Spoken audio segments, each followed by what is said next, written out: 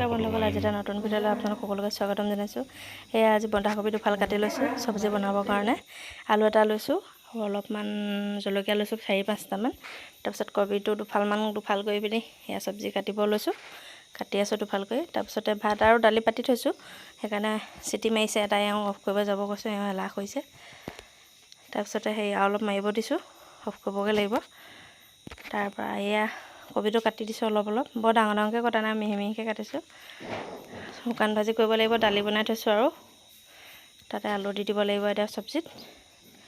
তাৰপিছত মাছ অকণমান আছে, কেইপিচমান সেই পিচো দি দিব লাগিব লগত শুকান ভাজিকৈ। চব তালখনৰ আগতে লাগিছে, বজাবলৈ ভাল হৈছে, দেখিছেনে বাৰু?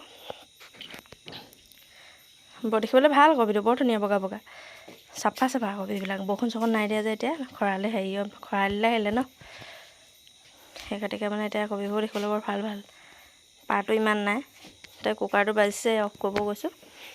তাৰপিছত আকৌ আহি কাটিবহি লাগিব, অফ কৰি থৈ আহিলোঁগৈ, নহ'লে আকৌ পানী পৰি যাব যে দালিবিলাক। সেইকাৰণে আকৌ কাটিবলৈ আৰম্ভ কৰিছোঁ।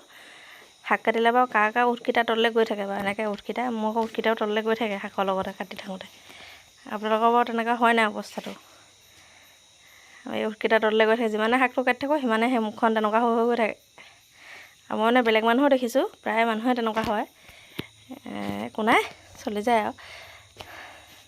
তাৰপিছত এই মাজৰ অংশখিনি আকৌ চাটনি খাবলৈ ভাল হয়, খালি চাটনি নবনাওঁ এতিয়া। Bye bye.